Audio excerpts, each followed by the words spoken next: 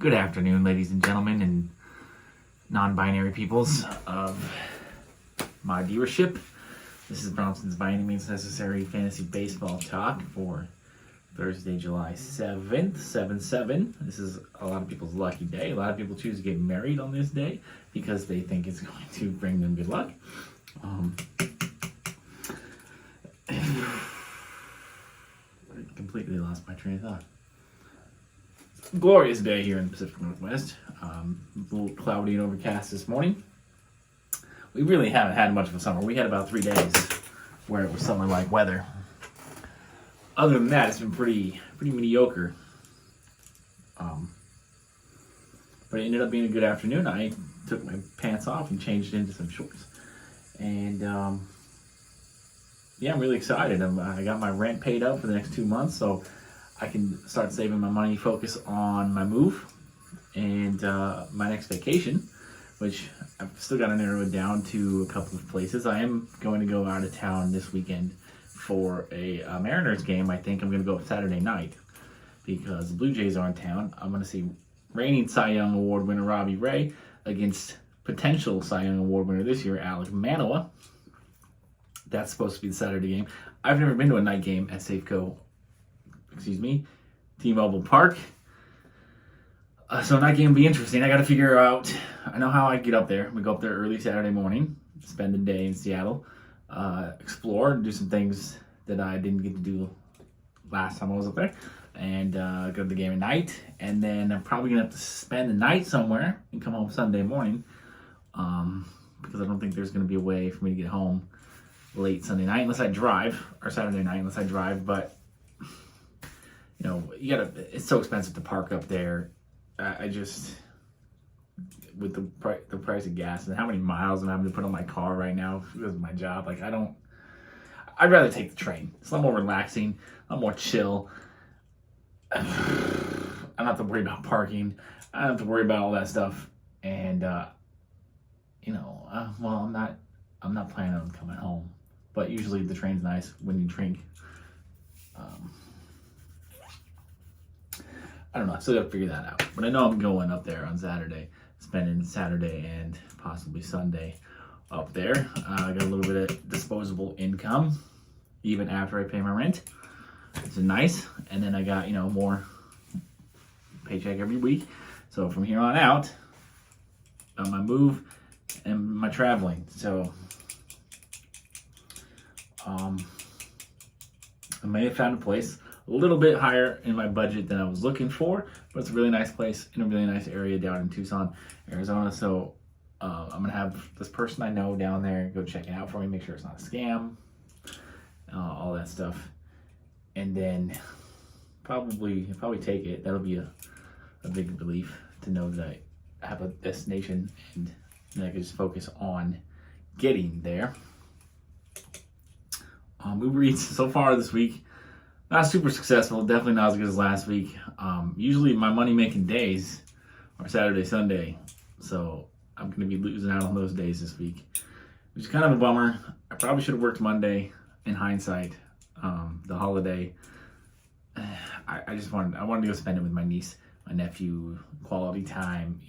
I may not see them again for a while if I move away. I haven't really been a big part of their lives. Anyways, I feel bad for that. I mean, I was around my nephew when he was really little, like in his baby stage, toddler stage. But now that he's old enough to actually remember me, I'm not around as much as I would like to be for him, and it does kind of hurt me. But at the same time, the road goes both ways. My brother doesn't come visit me, and my parents don't come visit me. And, so it's like, why should I always have to be the one that goes down there? They don't ever come to me. I'd even be willing to meet them halfway somewhere, which would be like Woodburn. If they wanted to hang out at the mall, or I don't know, Salem. I know that Salem is anyway, it doesn't matter. Like, they're planning on leaving anyways. They want to go. They've been wanting to go to Montana for a long time. My brother wants to go there. His girlfriend wants to go there. My parents want to go there. They're trying. My dad did find a house that he's really interested in, out there. I think he needs to get out there as soon as possible and go look at it and not be a procrastinator like he usually is, because it's going to sell.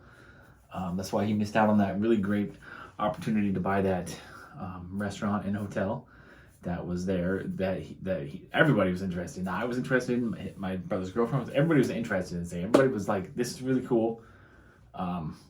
We could really have a lot of fun with this. And he missed out on that opportunity. This property has a lot of acreage, so he could turn it into, you know, an income-driven property, like he was thinking a campground, storage units, something like that. He's got plenty of room to do that. But as currently constructed, it's just a house, just property. Nice house, nice looking house. It's definitely the style that I'm into, that my mom's into. So they need to get out there and look at it and make a bid on it before it's gone. Especially with the market in Montana taking a sudden big dip. Now is the time to pounce for them. I really hope that they don't drag their feet and, you know, do what they want to do, follow their dreams, pursue their happiness, because they're in their, you know, they're in their mid to late 50s now. You know, they are older, but still young enough to go do the things that make them happy. And I want them to do that. And then I won't feel so bad for leaving, you know, and not being a presence in my nieces and nephews' lives as much as I would like to. So I do try to go spend time with them when I do go down there. You know, that's what I was doing on Monday. I wanted to do fireworks with them, but my brother, neither my brother or his girlfriend bought any fireworks for his kids, which was very disappointing to me. And I'm sure, you know, it was. I know it was upsetting to my mother, and I'm sure it was disappointing to the kids too. So it's like, you know, the kids look forward to that kind of stuff, especially at that young age. And my brother and his girlfriend just did not seem to care. So whatever, it's what it is. They're kids, right? I'm just the uncle. I'm just Uncle Bobo. Even to my 7-year-old nephew, who is old enough to start saying my name correctly, he's not going to do it. I've always been Uncle Bobo to him. I'm always going to be Uncle Bobo to him, most likely. Without further ado, let's get to the info that you came here for my steaming hot hitters section for today. We got a trio of utility men for you, plus one guy who his ownership is too high to qualify, but I do want to make note of the fact that he's coming off the injured list here in the next couple of days. Between now and my next video, he will come off the disabled list, most likely, from what I read. So he's worth adding if he's available in your league. So, the trio of utility men: Isaiah Kiner Falefa, who is the starting shortstop for the Yankees. Gleyber Torres has kind of fallen out of favor, or, you know, moved to second base, utility role, whatever the case may be. Isaiah Kiner Falefa is the guy, and he is putting up consistently modest production. He's been on a little bit of a mini tear lately, so he's worth having if you need some middle infield help. Ha-Seong Kim, the utility man for the Padres. There's not much else to say other than the fact that he is an everyday player in a potent lineup. I mean, what else do you need to know? Yes, his production is not super spectacular. There's nothing great or really attractive there at all. But again, he plays every day in a potent lineup. So, you know, until that changes, he's worth having. He's worth having simply for those two reasons, but also the fact that he plays all over the infield. So he can always be a fill-in starter when your regular guys take a day off. And then Joey Wendell, also shortstop, third base, second base eligible for the Marlins. He's always been productive when he's been getting the opportunities. Back in his Tampa Bay days, and now in Miami, he's been hurt this year. That's why the production overall is a little low, but he is healthy now. He is producing. He plays every day. He plays all over the infield. He's another guy worth owning until something better comes along, at the very least. For the pitchers for Thursday, I've got four for Thursday, 2 for Saturday, and 1 for Sunday. I didn't want to leave you guys hanging for the last day of the week, so I did throw somebody out there, even though I'm not super into them in this start. I think they're probably going to be the best option for you, and they should produce moderately well. For I don't know why it says like 2 or day. It says Thursday, but it's actually Friday. I don't. I'm really bad at writing. So Friday, starting in chronological order from the time of first pitch. Tyler Wells of the Orioles versus the Angels. Tyler Wells is on a fantastic little run right now. He's proven to be a very good pitcher, and he's facing the Angels, a team that is once again very disappointing, and they seem to be in a free fall. They're looking forward to 2023 already, and I want to feel bad for Mike Trout, but they're a division rival, and Mike Trout chose. He made his bed. He took that extension, which I don't blame him. They offered him a shit ton of money, but he could have got that money, even more money, in the open market if he'd just waited it out. He must be content being filthy rich, living in Southern California, and never having any success, postseason success at all. I personally think Mike Trout's a little overrated. I'm not saying he's a bad player at all. Mike Trout's a very good player, but I think he's historically overrated. Because everyone's like, oh, Mike Trout, he's the greatest of all time. Stop. Okay. The guy still has a lot of years left in his career. He's definitely the best of his generation. I'm not going to argue that. But greatest of all time, come on. I don't agree. I definitely feel bad for Shohei Ohtani because he deserves better. He's out there playing literally every day. He pitches, he plays DH. He's one of the few baseball players who, well, I don't want to say plays every day, but he just really doesn't ever get a day off. Like most pitchers, they only pitch once every 5 days. Or bullpen, they only pitch 3 days. They can't pitch more than 3 days in a row, even if they only threw 5 pitches a night, even if they make $2 million a year. And Shohei Ohtani pitches, and he plays DH in the 4 days. He does not get days off, and he's out there blowing people's minds on a game-to-game basis. So I feel bad for him. Not so much Mike Trout, but it's very odd that they have 2 generational talents, and they cannot get out of their own way and even have a winning season. But I digress. Tyler Wells is gonna have a good day against the Angels.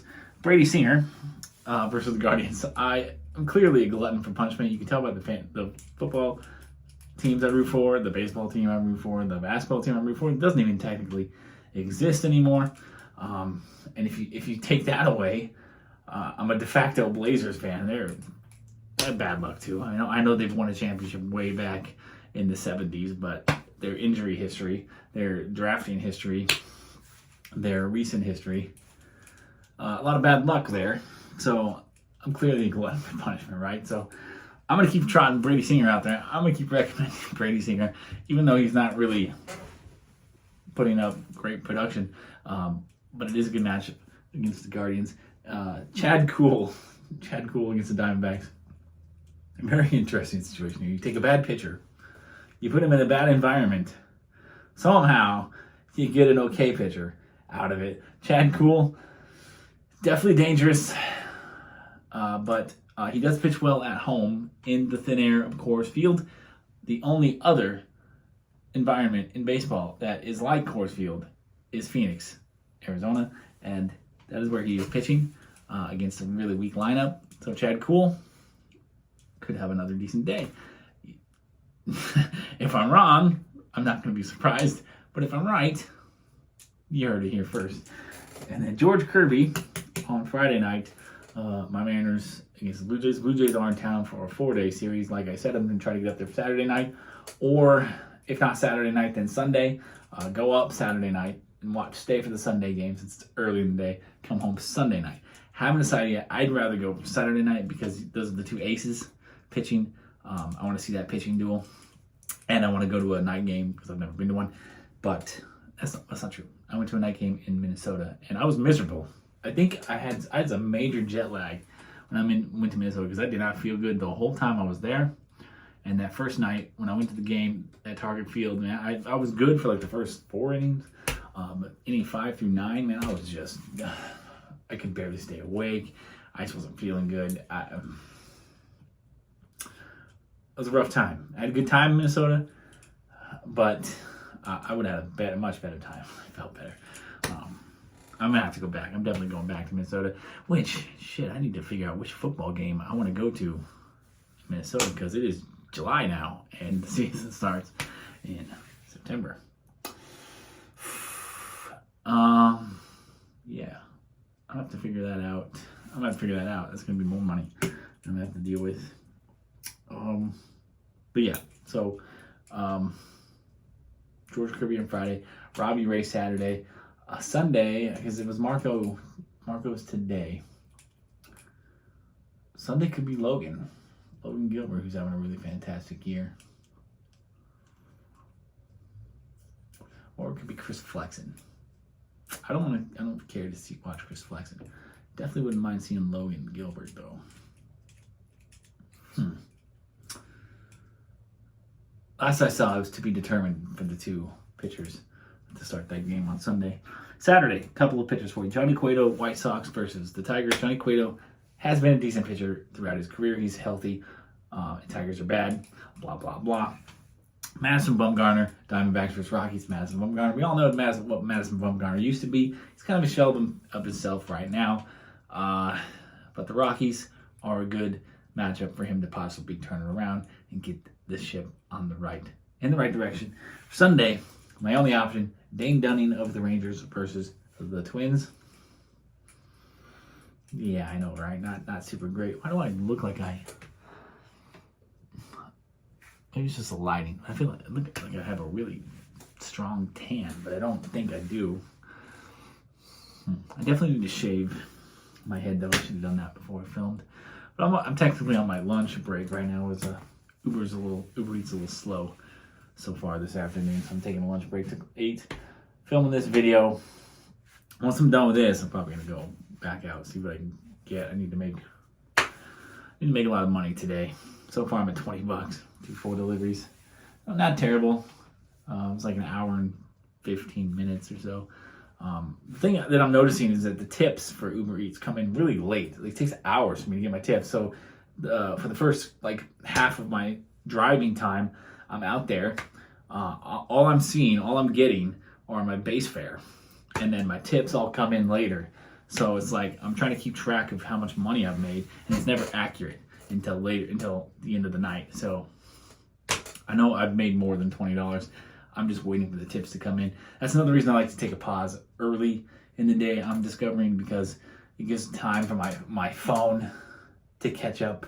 I don't know if it's my phone or if it's Uber Eats or what the problem is, but it does seem to help when I take a break for an hour or so early in the afternoon, which, between 2 and 3:30, it's pretty dead anyway, so it's always a good time to take a break. It gives the app time to catch up on my tips, so that I can, know accurately where I stand and what I need to do for the rest of the evening. You guys don't care though, right? You came here for baseball stuff. So anyways, I'm gonna end it now. I'm gonna see what kind of mischief I can go get up to here with my evening. Yeah. Peace, love, and nacho fries. Good luck to you. Best wishes. Stay blessed.